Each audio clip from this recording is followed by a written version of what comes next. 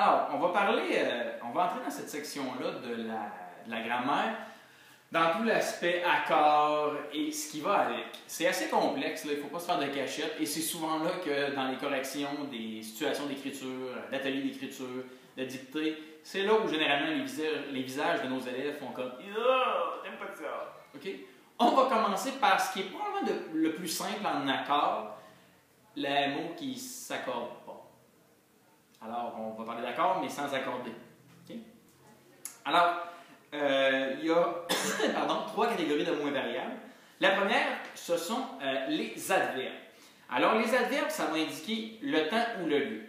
Je te donne des exemples. Hier, demain, maintenant, jamais, là-bas, ici. C'est évidemment des mots que tu n'accorderas jamais. Ça ne changera jamais. La façon dont tu l'écris est immuable. Il va toujours rester pareil. Des adverbes, ça peut aussi mettre une relation entre deux phrases. Tu te rappelles, l'autre jour, on parlait de marqueur de relation. Bien, la job de marqueur de relation, il y a évidemment beaucoup d'adverbes qui la font. Comme d'abord, ensuite, finalement, cependant. L'adverbe aussi, ça peut préciser le sens d'un autre mot. Okay? C'est-à-dire qu'au lieu de dire que c'est long, on amène un adverbe. C'est infiniment long! Alors, l'adverbe vient de préciser, non, c'est pas juste long, c'est infiniment long. L'adverbe aussi, évidemment, peut dire « Ah, je suis nerveux ». Je prends l'adverbe « très ». « Ah, je suis très nerveux, je suis très nerveux ». Et le « je suis » est important. Évidemment, on lit ici que c'est le « je suis très nerveux ». Donc, adverbe infiniment, adverbe très, ça vient préciser un autre mot.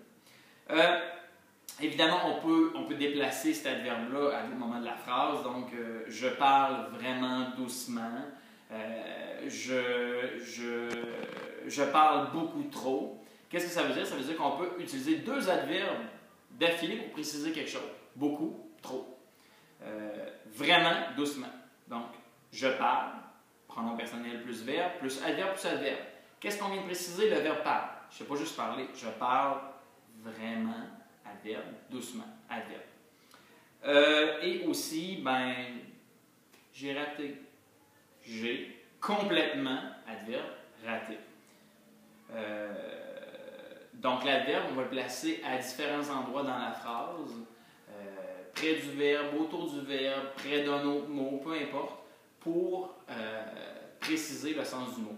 On dit souvent que l'adverbe vient préciser le verbe, mais évidemment, il peut préciser autre chose. Quand je dois dire que je suis beau, je suis très beau, mais le très vient préciser l'adjectif beau. Okay? C'est sûr qu'en même temps, il est relié au verbe, au sens où il est lié au fait que c'est moi qui suis très beau. Donc, je te rappelle, adverbe invariable s'écrit toujours de la même façon. Ça nous sert à préciser un mot ou le sens d'un mot. Et souvent, on va former des adverbes en ajoutant un MENT à un adjectif ou un AMMENT à un autre adverbe ou un EMMENT à un adverbe. Au sens où douce peut devenir doucement, infini peut devenir infiniment. Il y a aussi bruyant qui va devenir bruyamment, impatient qui va devenir impatiemment. Okay? Les adverbes, ça ne finit pas toujours en « an », mais souvent c'est le cas. On s'en reparle en classe. Bye bye!